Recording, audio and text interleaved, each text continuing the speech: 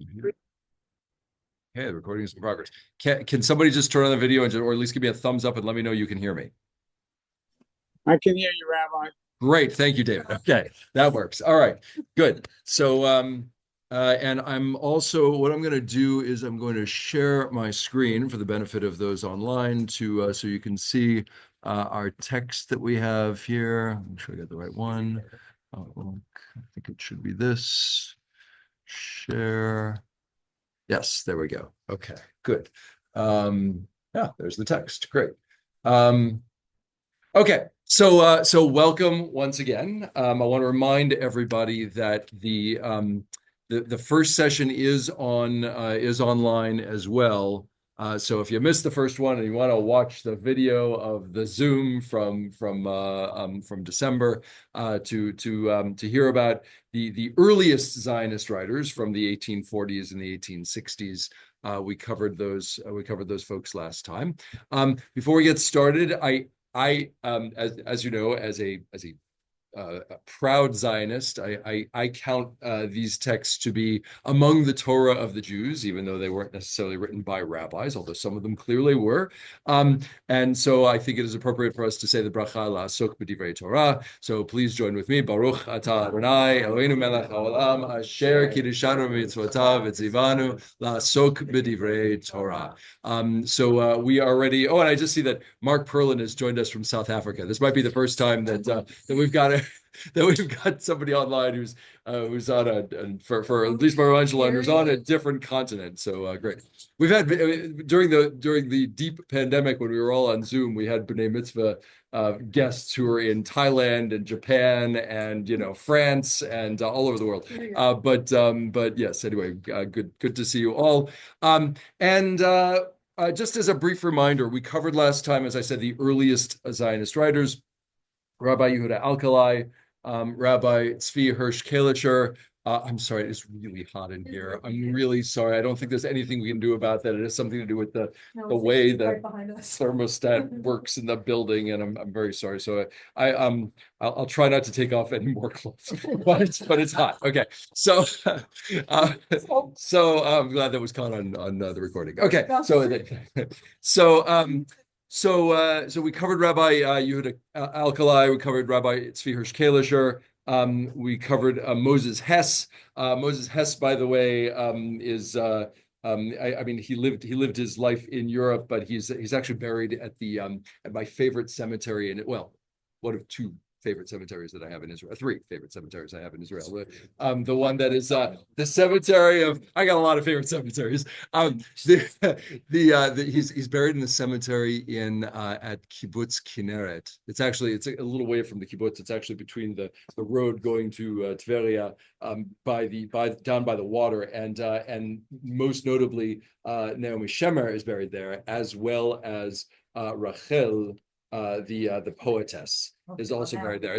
It's a great cemetery, and Moses Hess is there as well. And I had never read Moses Hess before our last session, and now I know Hess, and I appreciate the fact that he's buried just a few feet away, a few meters away from some of the greatest luminaries of Hebrew song and poetry. But in any case, so those were kind of the proto-Zionist writers we covered last time.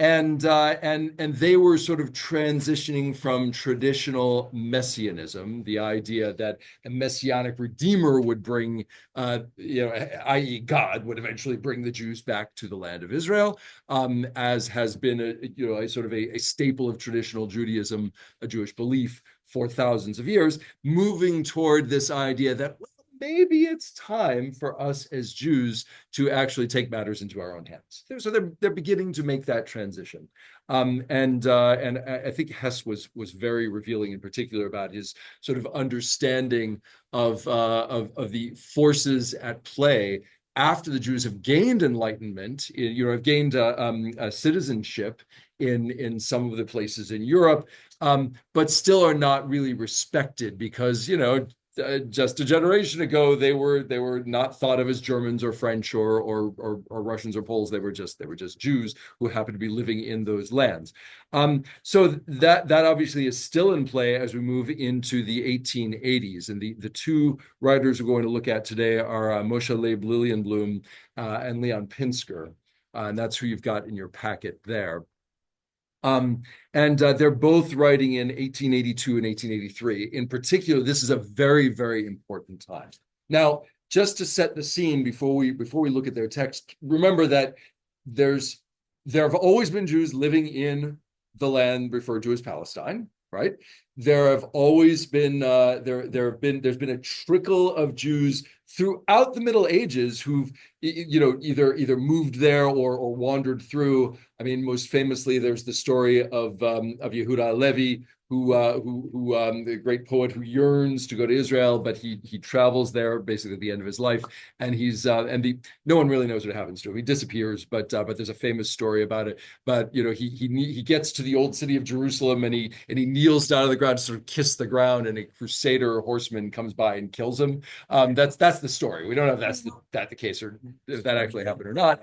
Nonetheless, it is a story. But in any case, throughout the 19th century, particularly in the Pale of Settlement, there are a series of pogroms. There's a series of pogroms in 1860s that leads to a few more people leaving to go to Palestine. There's a much larger set of pogroms in 1881 that are maybe not explicitly state sponsored, but tacitly accepted. Now, this is a time, by the way, in which the Tsar and his buddies are actually trying to solve what they see as the Jewish problem by through a couple of means. State-sanctioned pogroms are part of that picture. Also, forced conscription. They would take little kids basically and force them to go into the army, and by the time they come home, they've been thoroughly made to become not Jews. They don't know what Judaism is. They don't know their families at all. And the general idea is that they want to make this is a deliberate choice to make make life so horrible for the Jews that they figure that some will basically some will die because we'll kill them. Some will decide they'll leave because they figure life is just intolerable here, and some will convert through either forced conscription or other means because they figure, well, if I'm not Jewish, then I won't have to deal with all this misery. My grandfather's parents, I presume, cut off the first part of his trigger finger. So that he wouldn't be. Wow, what a story! This is your grandfather. Wow, father's father. That's quite a story. So yes, this is a real thing. Yes, this is a real thing. My own family. I mean, I had family that left at different times. Some in the 1880s, some in the 1900s, and my grandmother, who was the only one of my three grandparents who was born in the old country. She was born in what is today Ukraine, although when they left, it was Poland, but they thought of themselves as Russian.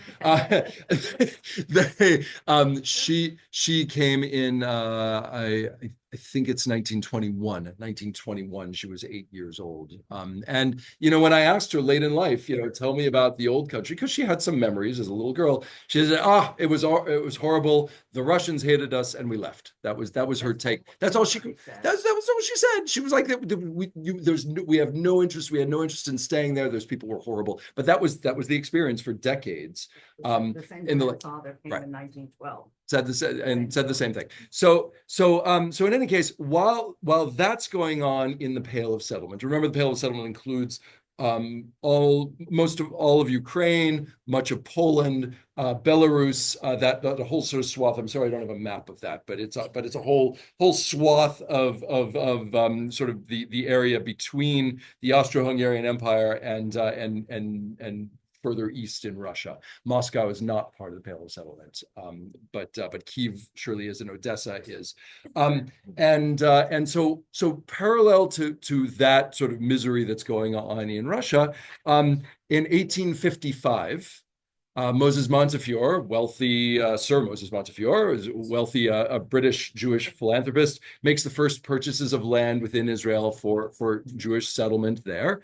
In 1870, Mikveh Israel, which is the first Jewish agricultural school, is established outside of Jaffa.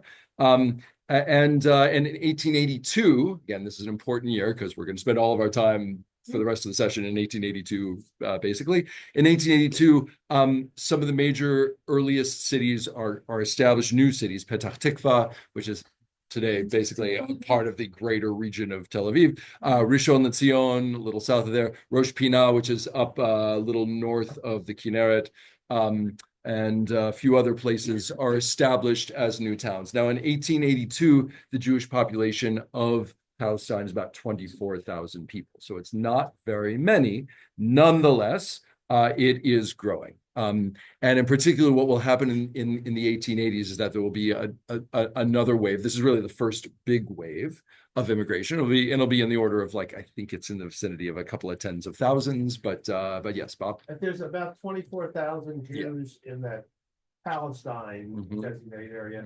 How many were in Jerusalem? I don't know the answer to that, but I would. It's a good question. It's probably.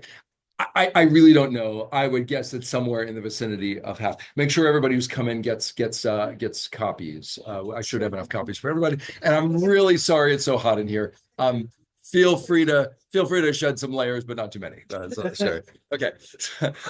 So it's all right. This is where it's like a sweat lodge in here. This is a little bit great. Okay. So in 1881, in particular, in 1881. So as I said, there are many state-sanctioned pogroms in the Pale of Settlement, in Poland and in Russia. And there are thousands of Jewish homes which are destroyed. There are at least 40 Jewish people killed. I know that doesn't sound like a lot, but it's significant. Okay, pogroms in about 160 cities and villages throughout the region. And these are really horrible, violent things. Many of us know the story of Fiddler on the Roof. What happens at the end of the first act. When they're doing the wedding, and they've been warned that there's going to be a little unofficial action. I think is the way that the mayor puts it. He's been told that there are orders. Anyway, it's stuff like that. Right, people coming in, just making a mess, destroying things, sometimes killing Jews. So that happens in 1881, but that's obviously not the first set of pogroms. They've been happening for a couple of decades. In 1871, there's one that's sort of limited to Odessa, but it is very important for one of our writers who was living there, and that is Pinsker. But both of them are writing in this context, following this series of state-sponsored pogroms throughout the Russian lands. And remember that they're also writing in a time of enlightenment, where Jews are just beginning to be allowed to attend universities, secular universities, or I should say universities that were reserved for Russians or Germans or French or whatever. And in fact, one of our writers, Pinsker, he actually has a secular education. He'll be our first Zionist writer who does. Most of them otherwise come from they went to the yeshiva, or they learned they learned Jewish stuff, but not necessarily. They didn't learn foreign languages. But Pinsker is an exception. But we're gonna talk about Lillian Blum first. So Moshe Leib Lillian Blum was born in 1843. He's from what is today called Lithuania. And he eventually is going to move to Odessa, but he's initially a scholar of Talmud. He comes from a traditional home, studies Talmud. He actually becomes a teacher, and he teaches at the yeshiva in Vilkomir, which is in Lithuania, in the 1860s. So he's a very, very bright young man. Nonetheless, in 1869, he becomes so inspired by Haskalah, this Enlightenment movement, that he decides to move to Odessa, because that's where all the excitement is happening with enlightened Jews in the Pale of Settlement. If you were enlightened and you wanted to hang around other enlightened Jews, you moved to Odessa. So he does at that point obtain something of a secular education, but he's already at that point he's 30 years old, almost 30. So he's, this is later in life already for him. And he spent some time there. I think he eventually spent some time maybe working on university education. But then, as I said, the pogroms happen in 1881. And by the way, they are spurred, interestingly enough, this is not so unusual in the Jewish world, but Tsar Alexander II of Russia is assassinated in 1881. Most of the people involved with it's a conspiracy, and several people involved. Most of the people involved are not Jewish. In fact, the person who killed him is not Jewish. But there was at least one Jew involved in sort of this clutch of people who hated the Tsar, and that was used as an excuse by, shall we say, the anti-Semitic forces at the time to attack the Jews. So the Jews are blamed for something that they clearly did not, at least in an organized way, support or cause. Nonetheless, these pogroms happen, and as a result, we get some of the following from Lillian Bloom and ultimately from Pinsker as well. So I'd like for a volunteer. So since everybody has the handouts, I'd like for a volunteer for somebody to read. The first piece we're going to read by Lillian Bloom is from a paper called "Let Us Not Confuse the Issues," where he's talking about basically the problem. This is on the first page you have there, 170. Lillian Bloom is talking about divisions in the Jewish world and how it's time for us to unite. Okay, I mean, he's moving towards nationalism here. Can I get a volunteer to read "The nation as a whole is dearer to..." Oh, nice, we got something in the chat. Go ahead, Ken, please. The nation as a whole is dear to all of us, in all the divisions of a rigid orthodoxy or liberalism in religious observance put together. Where the nation is concerned, there are no sects or denominations. There are neither modern nor old-fashioned men, nor devout, nor heretics, but all are children of Abraham, Isaac, and Jacob. Any one of Jewish seed who does not forsake his people is a Jew in every sense of the word.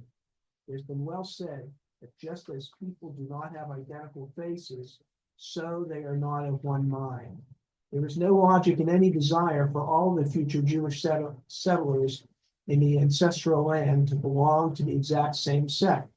Let each man then follow the dictator of his conscience.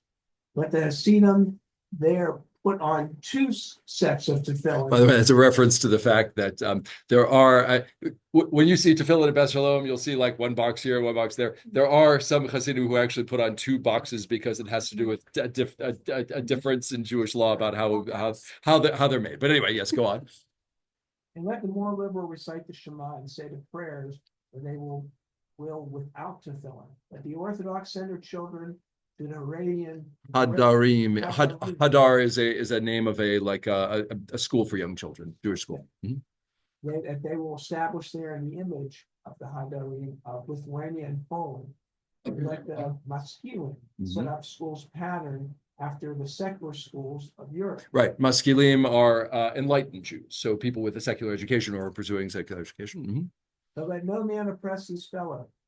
Within our autonomous political life, everything will find its place. So actually, this is a plea for pluralism, of course, a sense of we are all connected as Jews, even though we might disagree with each other, certainly on matters of Jewish law, Jewish practice. And by the way, that's something, it's still in play in today's Jewish world, right? A sense of, I think, by the way, just like a contemporary comment, I mean, my sense is that over the past year, since the attack of October 7th, 2023, there's been a greater awakening in the Jewish world of our sense of interconnectedness. Again, for better or for worse, I mean, I think that's for better.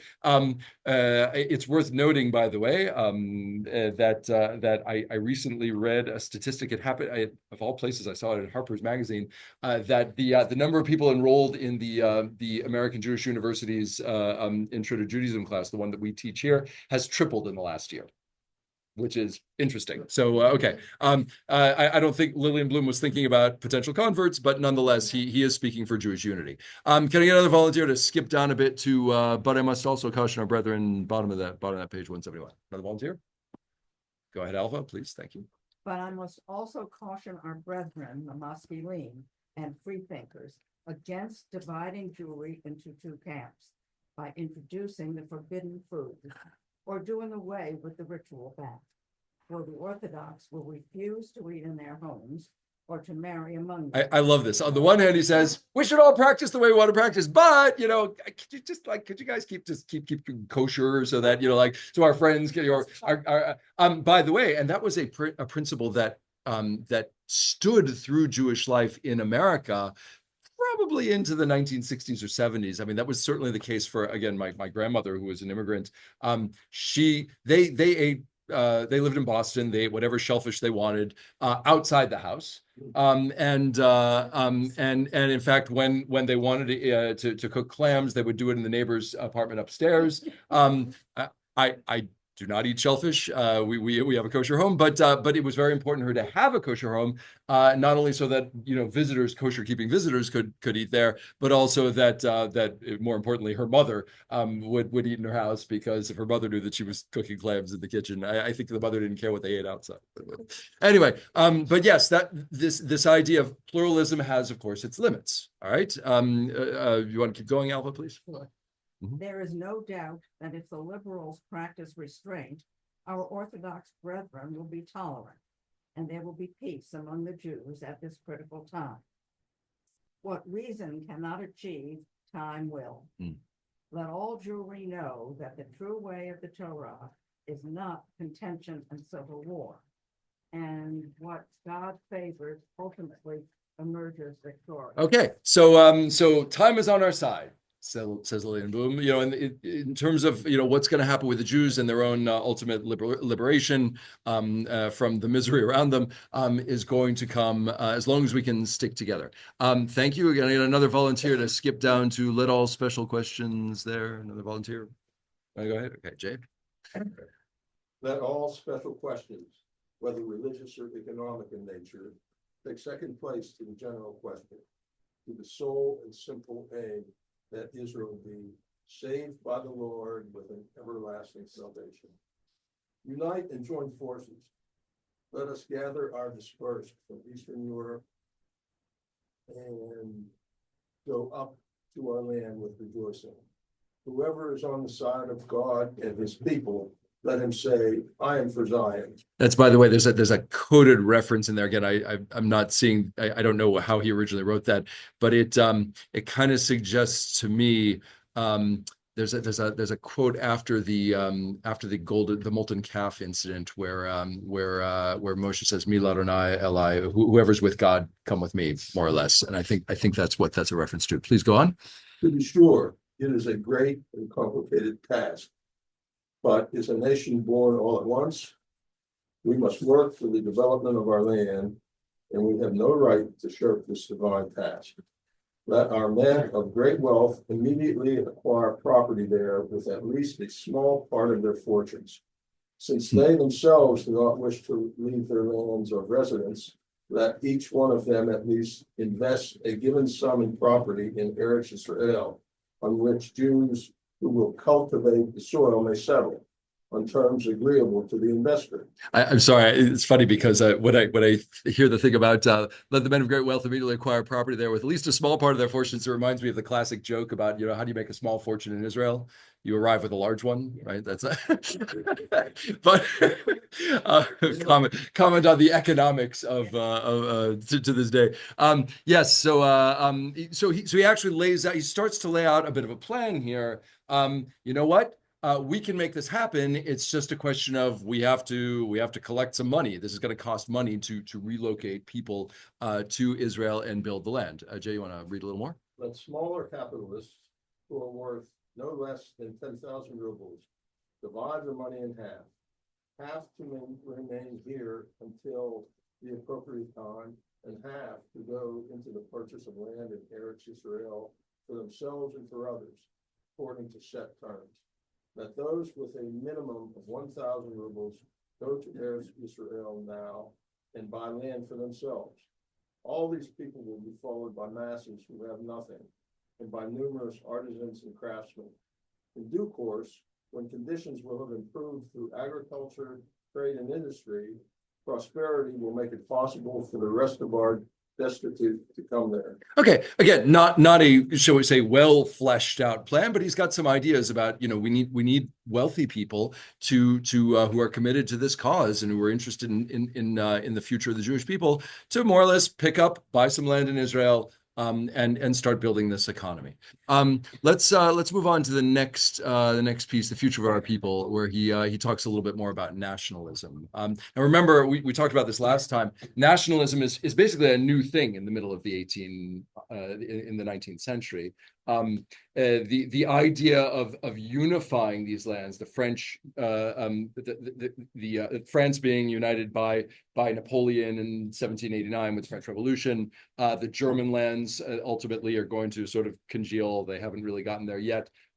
This idea of sort of unified nations is new. And as we read last time, I think it was Hess who talked about this idea. Well, just as all these other peoples have nationalist movements, so too should the Jews. Can I get another volunteer who would like to read? Okay, go ahead. The opponents of nationalism see us as uncompromising nationalists, with a nationalist God and a nationalist Torah. The nationalists see us as cosmopolitans, whose homeland is wherever we happen to be there. By the way, it's worth pointing out that we think of cosmopolitan meaning a city dweller, but he's using this as more of a oh, I don't care about the nation. I'm a citizen of the world. I think that's literally what cosmopolitan suggests. By the way, what he's doing you'll see what he's doing in this paragraph. Go on. Religious Gentiles say that we are devoid of any faith, and the freethinkers among them say we are orthodox and believe in all kinds of nonsense. The liberals say we are conservative, and the conservatives call us liberal. Some bureaucrats and writers see us as the root of anarchy, insurrection, and revolt. And the anarchists say we are capitalists, the bearers of biblical civilization, which is, in their view, based on slavery and Parasitism. Yeah, being a parasite. Officials then accuse us of circumventing the laws of the land. That is, of course, the laws directed specifically against us. Indeed, the latter charge has some basis in our very Torah. Moses' mother did not obey Pharaoh's law. She did not cast her son into the river, but hid him from the Egyptian police and the bulrushes of the riverbank so that she could bring him back home after the search for Hebrew boys was over. We are also accused of crimes against art and music. Musicians like Richard Wagner charge us with destroying the beauty and purity of music. Even our merits are turned into shortcomings. You Jews are murderers, they say, because the Jews are cowards. This, however, does not prevent them from accusing us of murdering Christians. Right. So what's Lillian Bloom's point here? That the Jews, first of all, don't fit into any part of what non-Jews think of sort of their own civilization, right?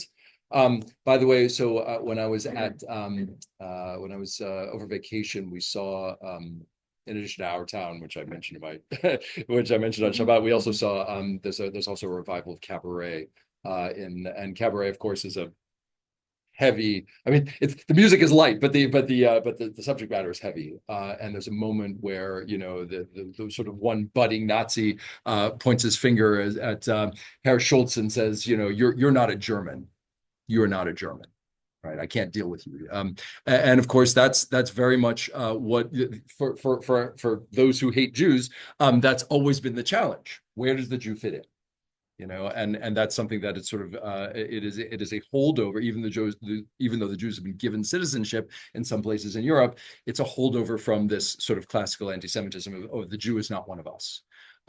Go over to the next page, 174. I marked this line in the middle. Furthermore, not only can civilization and progress do nothing to eradicate anti-Semitic views, but indirectly they even help them along. So what is Lillian Bloom's solution to this? Skip over to we don't have so much time, so I'm going to cut over to the bottom of 175. We must make a visible effort. Can I get somebody else to read that for us? Thank you, Maddie, for volunteering. We must make a visible effort, and if we do not succeed now, which seems unlikely, then we will have to try again at the first opportunity. The main thing is that we ourselves, Jews the world over, recognize beyond doubt the need for this sacred task. Let us but begin to carry it out, and success is assured. There will be no lack of funds. I have already said that a nation of 8 million people can raise 10 million rubles to get the work underway. It is possible, in addition, to suggest a kopeck collection. Whoever wants to support the national idea will contribute a kopeck a week to be saved for a given period in special boxes placed in every home for the settlement of Eretz Yisrael.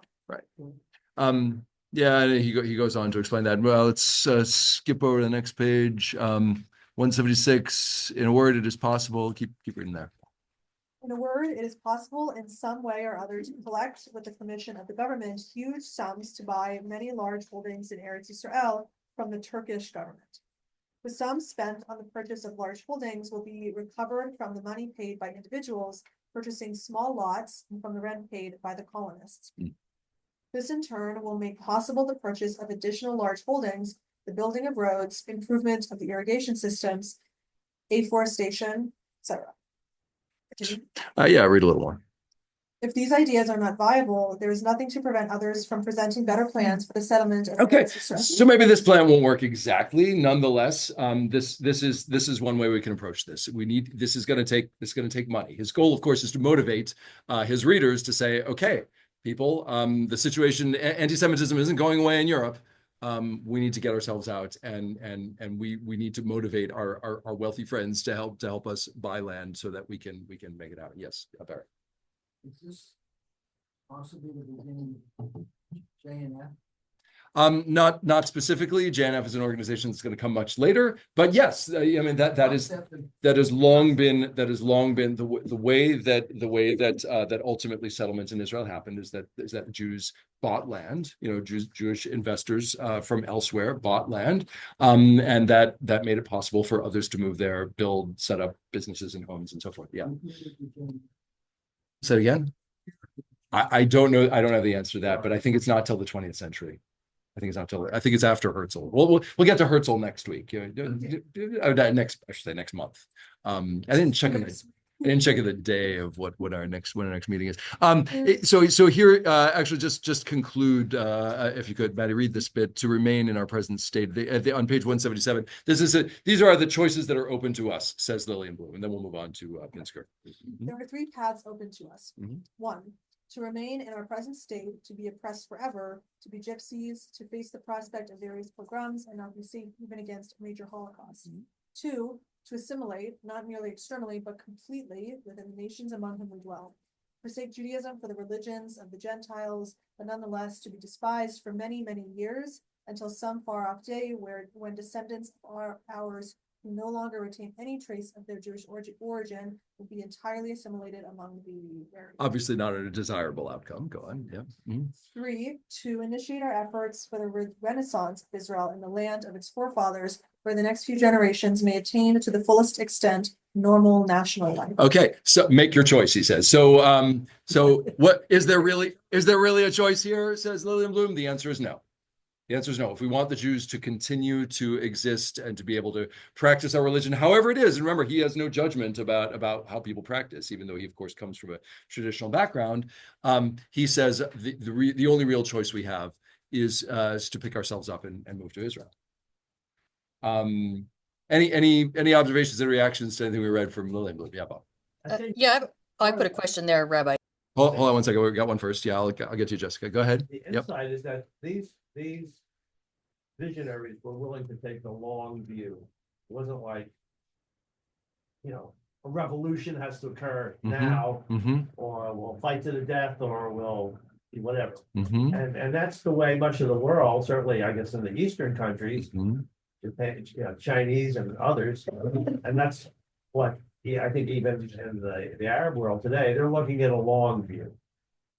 They think with enough time they'll destroy Israel, which is not going to happen. Okay. Oh, yes. They have Maybe. a long view, and in the West we don't have a long view, especially today.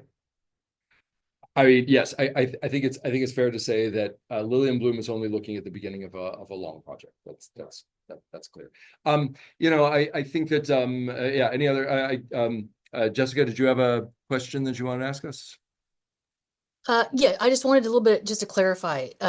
So I understand the Jews in Europe and Russia were, even though they were born there, were citizens, they were given citizenship, or they were not given citizenship because of their jewelry. Yeah. So I think at this time, so different countries grant citizenship to the Jews at different times. The French government is the first to give citizenship to the Jews, and that happens in the wake of the French Revolution in 1789. The United States is also among the first countries to give citizenship to the Jews. In Russia at this time, I do not believe, and in the Pale of Settlement, I do not believe the Jews are considered citizens of the Russian state. But I'm not entirely clear. Remember that Russia at this point, it's an empire. So whoever lives in their land is they're subjects, but they're not citizens the way we think of citizens, I believe. So I'm not even sure that the Russian serfs had citizenship the way that we understand citizenship. But the Jews are not considered, in any case, they're not considered Russians or Poles or Ukrainians. They are considered Jews. So they're not thought of as like everybody else. Okay. Yeah. Other My understanding is that certainly from the time of the establishment of the Soviet Union, socialist republics, Kazakhstan, Azerbaijan, whatever, that they had internal passports. So if you were Russian, your internal passport said Russian. If you were from Kazakhstan, it said Kazakhstani, whatever. Except Jews.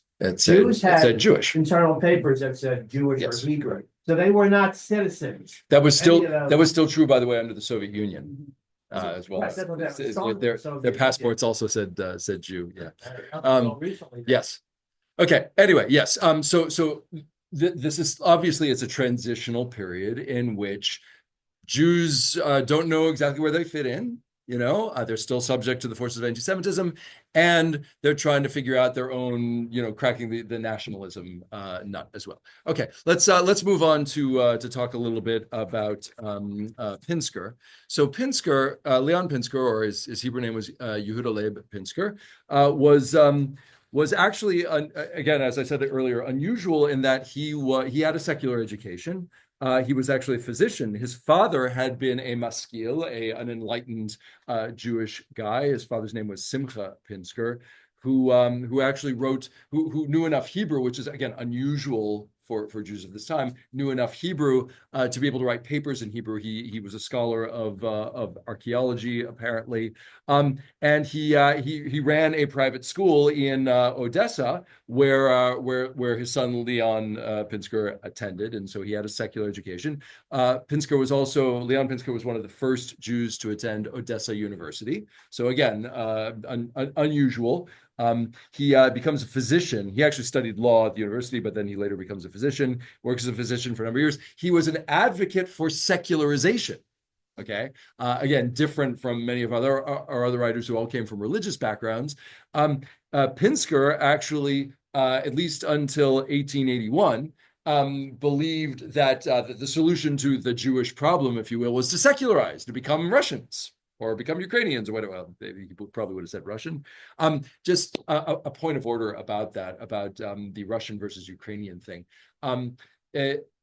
Even to this day, if you meet Russian Jews who immigrated from Ukraine, they will call themselves Russian. And that was definitely the way it was with my grandmother as well. They will call themselves Russian because Ukrainians were thought of as like the peasants. The city folk who lived in Kyiv and Odessa and places like that, they thought of themselves as Russians. They were Russian speakers rather than they didn't speak the Ukrainian dialect.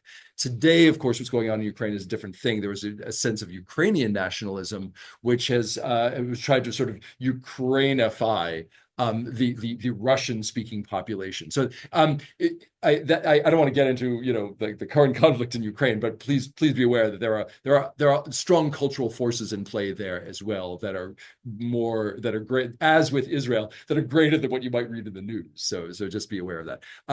In any case, so Pinsker, for example, wrote in Russian language Jewish newspapers advocating for Jewish secularization, becoming like the Russians. So in 1881, well, prior to I mentioned there was a bad pogrom in 1871 in Odessa, but in 1881, with the much more widespread violence against Jews, Pinsker kind of woke up, and he realized, this may not be that may not be the path. Secularization may not be the path forward. So he writes what is published as a pamphlet called Auto-Emancipation. And in fact, the subtitle, he writes it in German. The subtitle in German is A Warning to His Fellow People from a Russian Jew. Okay, so it's great that you see right there on page 181 that that Pinsker he opens by quoting Hillel from Pirkei Avot, Im ein ani li mili. If I'm not for myself, who will be for me? And if not now, when? He conveniently left out, but if the middle part, which is if I'm only for myself, well, then who am I? I guess that didn't quite fit the narrative. But in any case, he says, hey, we have to stand up. We the Jews have to stand up for ourselves, and we can, in his language, auto-emancipate. That is, pick ourselves up from what he might have called this sort of like slavery in Russia. Let's. Can I get another volunteer to read for us, beginning at the bottom here, the misery caused by the bloody deeds of violence? Who wants to read about bloody deeds of violence? No volunteer. Rabbi Sugarman, please. Can you see where we are? 181. Yes, bottom. The misery caused Yes, there you go. by bloody deeds of violence has been followed by a moment of repose, and Bater and Bates Head can breathe more easily for a time. Meanwhile, the Jewish refugees are being quote unquote repatriated, the very money that was collected to assist emigration. The Jews in the West have again learned to endure the cry of hep hep. By the way, there's a for those of you who do not know what that is, that's hep hep is was a series of anti-Jewish riots in German-speaking lands. I want to say the 1820s, although I could be wrong, but it's earlier in the 19th century. Hep is actually it was a cry, it was an anti-Semitic cry, but it's actually an acronym, a Latin acronym for Hierusalima est perdita. Jerusalem is lost. It is a cry that is, I think, it references the Crusaders. Please keep going. As their fathers did in days gone by. The flaming outburst of burning indignation, disgrace endured, has turned into a rain of ashes, which is gradually covering glowing soil. Close your eyes and hide your heads in ostrich fashion as you will. Oh, wow. If you do not take advantage of the fleeting moments of repose and devise remedies more fundamental than those palliatives with which the incompetent have for centuries vainly tried to relieve our unhappy nation, lasting peace is impossible. I mean, this is heavy stuff. Okay. So get ready for Pinsker. Okay.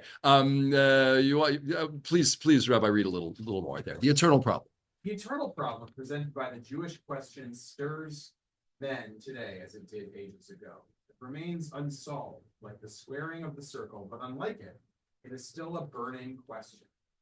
This is due to the fact that it is not merely a problem of theoretic interest, but one of practical interest, which renews its youth from day to day, as it were, and presses more and more urgently for a solution. By the way, I think it's worth pointing out that when you see that phrase, that term, the Jewish question, remember that Jewish question is thought of differently by different people, right? I mean, the Nazis spoke of the Jewish question, and anti-Semitic writers have spoken of the Jewish question, but so too have the Jews, because the question for us is, how do we move forward in the situation in which we find ourselves?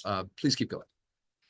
The essence of the problem as we see it lies in the fact that in the midst of the nations among whom the Jews reside, they form a distinctive element which cannot be assimilated, which cannot be readily digested by any nation. Hence, the problem is to find means of so adjusting the relations of this exclusive element to the whole body of the nations, there shall never be any further basis for the Jewish question. Right. We cannot, of course, think of establishing perfect harmony. Such harmony has probably never existed, even among other nations. The millennium in which national differences will disappear and the nations will emerge into humanity is still invisible in the distance. Until it is realized, the desires and ideals of the nations must be limited to establishing a tolerable modus vivendi. Right, a way of living. Keep going. Long will the world have to await universal peace. But in the interim, the relations of the nations to one another may be adjusted fairly well by explicit understandings. By arrangements based upon international law, treaties, and especially upon a certain equality in rank and mutually admitted rights, as well as upon mutual regard. Okay, so he believes that nationalism can ultimately be good for all people, right? Because you can get to once you have established nations, then you can have agreements about where the borders are and who belongs in this country versus that, and so forth, and we can all sort of live together. I mean, he says universal peace, knowing that, of course, that's a universal peace is a ridiculous notion. Like that doesn't ever really happen, but something close to it. Can you read a little more? No such equality in rank appears in the intercourse of the nations with the Jews. Aha! But the Jews can't achieve that because in the latter case, the yeah. basis is lacking for that mutual regard, which is generally regulated and secured by international law or by treaties. Only when this basis is established, when the equality of the Jews with the other nations becomes a fact, can the problem presented by the Jewish question be considered solved. Unfortunately, although such equality indeed existed in a long forgotten past, we can hope to see it restored only in the very remote future, for under present conditions, any dream of the admission of the Jewish people into the ranks of the other nations seems illusory. It lacks most of those attributes which are the hallmark of a nation. It lacks that characteristic national life, which is inconceivable without a common language, common customs, and a common land. The Jewish people has no fatherland of its own, though many motherlands.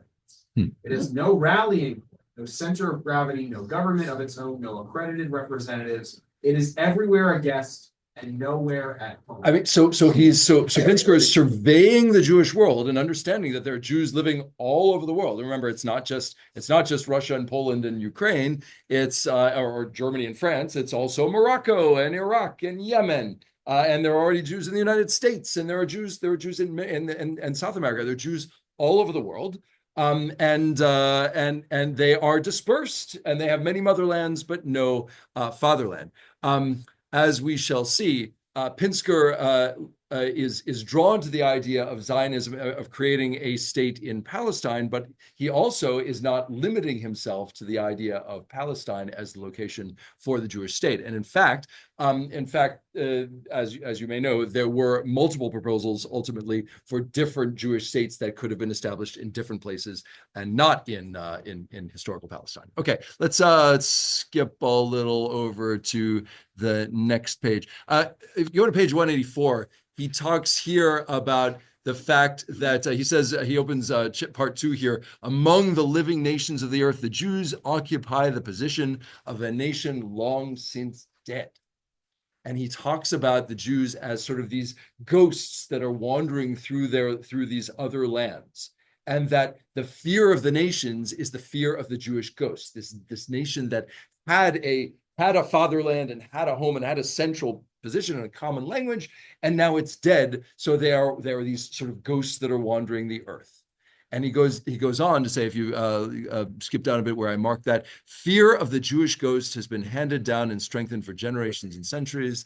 It led to a prejudice, which in its turn, in connection with other forces to be discussed later, paved the way for Judeophobia.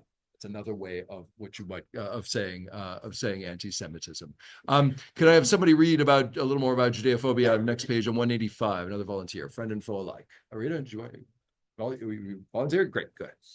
Friend and foe alike have tried to explain or to justify the hatred of the Jews by bringing all sorts of charges against them. They are said to have crucified Jesus, to have drunk the blood of Christians, to have poisoned blood, to have taken usury. Usury, in case everybody don't know, is charging excessive interest, which is was a common anti-Semitic accusation toward the Jews. Remember that the Jews historically could loan to Christians because Christians could not charge interest, but Jews could charge interest to Christians. Lot of negative history there, which is of course a reality that became an anti-Semitic charge. Please go on. And so on. These charges and 1,001 others of Westminster against an entire people have been proved ground. Their falseness has been demonstrated by the very fact that they had to be trumped up wholesale in order to quiet the evil conscience of the Jewish faith. To justify the condemnation of an entire nation, to demonstrate the necessity of burning the Jews, or rather the Jews burning. Right. So there's a whole, what he's pointing to is this whole sort of mythology around the Jews, right, in Europe. Now, remember, in certain places in Europe, there are relatively few Jews. In Eastern Europe, in the Pale of Settlement, some of these towns and villages are mostly Jewish. I learned today. I know that Warsaw, prior to World War II, was half Jewish. Budapest was a third Jewish. The big cities had in the east had big Jewish populations. But think of in small towns all over Western Europe, there were relatively few Jews. Maybe there were a few traders or whatever who came through, but not huge numbers. And so it's very easy when there's a very small minority population for people to develop sort of ideas about these strange people who live among us but are not us, right? And hence this idea of like the Jewish ghost who is sort of marauding in European society. Skip over to page 186. Already,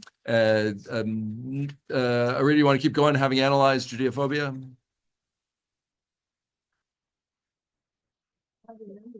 Mhm. Demonopathy. I guess that's sort of like it's like the pathology of yeah, something like that. The Jews are demons. Yeah, go on. Having represented anti-Semitism based upon an inherent aberration of the human mind, we must draw the important conclusion. The fight against this hatred, like any fight against inherited predisposition, can only be invented. This view is all the more important because it shows that we should at last abstain from the limits of the way to so against superstition, even the gods fight them. Prejudice, the instinctive ill will, can be satisfied by no decision, however forceful and clear. These sinister powers must either be kept within bounds by material coercion, by every other blind. So Pinsker is saying that we don't have a chance of overcoming these ancient feelings about Jews. That anti-Semitism has always been there. It ain't going away. And so all we can do, ultimately, this is going to lead him to his thesis here, which is that the only thing we can do is we can lean into ourselves and we can pick ourselves up. Because there's no point in even wasting our breath trying to defend ourselves. Oh, no, we're not bad. We're actually really good people. Doesn't matter. Why bother with the polemic, he says. So going over to 187 in the middle, I'll take this one. Since the Jew is nowhere at home, nowhere regarded as a native, he remains an alien everywhere. That he himself and his forefathers as well were born in the country does not alter this fact in the least. Generally, he is treated as an adopted child whose rights may be questioned. Never is he considered a legitimate child of the fatherland. The German, proud of his Teutonic character, the Slav, the Celt, not one of them admits that the Semitic Jew is his equal by birth. And even if he be ready as a man of culture to admit him to all civil rights, he will never go as far as to forget the Jew in this, his fellow citizen. The legal emancipation of the Jews is the crowning achievement of our century, but legal emancipation is not social emancipation. And with the proclamation of the former, the Jews are still far from being emancipated from their exceptional social position. Okay, so again, as we read also last week, no matter how much the Jews might be legally recognized by the state wherever they are, they're still never going to be welcomed into let's say German civilization or amongst Russian nobility or whatever. Moving on to page 190. Thank you, Jessica. We're up to number Roman numeral 5. Could somebody read? But there might be an upshot here. Okay, he's talking about we've been through. He talks about the pogroms of 1881, and and maybe there's something good coming. Another volunteer to read. Somebody who hasn't read yet, or go ahead. Happily, affairs are now in a somewhat different state. The events of the last years in enlightened Germany and China and Hungary, and especially in Russia, have affected what the far bloodier persecution of the Middle Ages could not affect. The national consciousness, which until then had existed only in the red state of sterile martyrdom, burst forth before our eyes among the masses of the Russian and Roman Jews in the form of the unceasing movement towards Palestine. Okay, so what he's saying is that, well, the situation has become so dire with these pogroms in the Pale of Settlement that many of our people are actually leaving. This is a good thing, says Pinsker.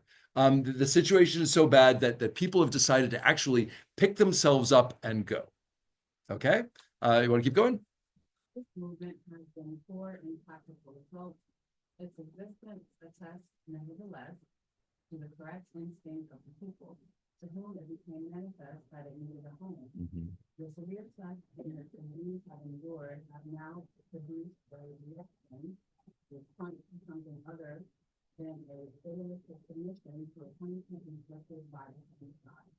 Even the unenlightened masses of the Russian Jews have not entirely escaped the influence of the basic outlook of the I think, given that we only have a few minutes left, I think we're going to have to move a little forward because thank you. Because we're running out of time, and there's Pinsker's piece is much longer than we got time for. But basically, he's going to come to the conclusion that it's time to pick ourselves up. I want to see if I can find a good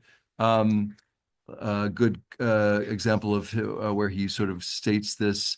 Go to page 192. We must seek our honor and our salvation not in illusory self-deceptions, but in the restoration of a national bond of union. Hitherto, the world has not considered us as an enterprise of standing, and consequently, we have enjoyed no decent credit. If the nationalistic endeavors of the various peoples who have risen to life before our eyes bore their own justification, can it still be questioned whether similar aspirations on the part of the Jews would not be justified? They play a more important part than those peoples in the life of the civilized nations, and they have deserved more from humanity. They have a past, a history, a common unmixed descent, and an indestructible vigor, unshakable faith, etc., etc., etc. Is that not enough to make them capable and worthy of possessing a fatherland? The struggle of the Jews for unity and independence as an organized nation not only possesses the inherent justification that belongs to the struggle of every oppressed people, but it is also calculated to attract the sympathy of the people to whom we are rightly or wrongly obnoxious. In other words, by the way, if the Jews lift themselves up and declare themselves a nation and say we need our own people, that also might get the anti-Semites' attention. Like, oh, either we can help them get out of here and we'd be happy if they were gone anyway, or perhaps we care about these people and maybe we want them to have their own nation. I think that's what he's trying to say there. This struggle must be entered upon in such a spirit as to exert an irresistible pressure upon the international politics of the present, and the future will assuredly bear witness to its results. Now, don't think this is simple, he says, by the way. At the very outset, we must be prepared for a great outcry. So some people are not going to like this, right? What's the expression to make an omelet? You got to break a few eggs, right? But this is going to cause a certain amount of social upheaval for the Jews. And let's face it, it's going to be nothing compared to what's going to happen in the 20th century, right? But you might say that Pinsker is actually he's thinking pretty seriously about the future here. Go over to 194. Let's just read this last little bit, and then we'll say Kaddish Rabbanan to conclude our study here, and then and we'll meet again in February. If we would have a secure home so that we may give up our endless life of wandering and rehabilitate our nation in our own eyes and in the eyes of the world, we must above all not dream, get this, not dream of restoring ancient Judea. We must not attach ourselves to the place where our political life was once violently interrupted and destroyed. The goal of our present endeavors must not be the Holy Land, but a land of our own, which, by the way, doesn't mean not Palestine. It just means it has to be someplace. and our focus has to be whatever's practical for us. So Pinsker was not a Zionist in the vein of it must be, livnot libanot be'eretz Israel, to build and be built in the land of Israel, but rather wherever we can find a plot of land for our own, that's the place where we're going to build it. We need nothing but a large piece of land for our poor brothers, etc. Perhaps, he goes on a little further down, I underlined it, perhaps the Holy Land will again become ours. If so, all the better. But first of all, we must determine, and this is the crucial point, what country is accessible to us, at the same time adapted to offer the Jews of all lands who must leave their homes a secure and unquestioned refuge which is capable of being made productive. I think we're going to have to leave it there, but I invite you to take this home, and you could read the whole Pinsker essay in its entirety, which is good, is great material. Like I said, next time we're gonna talk about Theodor Herzl. We're going to read his text. I want to remind everybody, by the way, that all of these, at least up until now, everything we've been reading is from the collection by Arthur Hertzberg, Rabbi Arthur Hertzberg, called The Zionist Idea. So if you want to get that book, is available out there. It may even still be in print. I don't know. I know that Mark Perlin told me he got a copy somewhere. I don't know if he got it on eBay or whatever, but you might be able to find the book if you want to read all of Hertzberg's everything that he collected. Rabbi Arthur Hertzberg, yes. And I'll tell you what, we're gonna say Kaddish, because like I said, this is study, and we have a minyan, so please join me. The words are on the screen if you need them. Yitgadal v'yitkadash shemei Rabbah b'alama tivrach yirutei v'yamlich malchutei b'chayechon uvyomechon uv'chayei lechol beit Yisrael b'gala uv'zman kariv v'imru amen. Yehi shemei Rabbah v'arach le'olam l'almei alamaya. Yitbarach v'yishtabach v'yitpa'ar v'yitromam v'yitnaseh v'yithadar v'yitale v'yitalal shemir kudsha b'rechum le'ela min kol birchata v'shirata tushbechata v'nechamata damiran be'alama v'imru amen. Al Yisrael ve'al Rabbanan ve'al Talmidei Hon ve'al kol Talmidei Hon ve'al kol man de'asakin be'oraita di ve'atra hadein v'di ve'chol atar v'atar ye'e lehon ulchon shalama rabba china v'chista v'rachamin v'chayin arichin umzona revicha ufurkana min kodam avon v'ishmaya v'imru amen. Yehi shalama rabba min shemaya v'chaim tovim aleinu ve'al kol Yisrael v'imru amen. Oseh shalom b'romav hu b'rachamav yaseh shalom aleinu ve'al kol Yisrael v'imru amen. So thank you. Our next session is Tuesday, February 4th at same time, noon. If you have any questions, please be in touch. Thank you all for reading these good old texts with me, and I'll see you all soon. Thank you. You're welcome. Thank you. Take care. Thank you all for joining us online. What's his name again? Tannenbaum? Hertzberg, Arthur Hertzberg. Yes. Must Again, be I'm her gonna memory. stop The the family, stop my the family recording in this here. country Yes. came up with a story from my Uh-huh. grandfather. All the cousins, one generation of cousins, were told that he had accidentally cut off his finger with a tool. Even though it was Even though deliberate. it came out later, as we each got older, we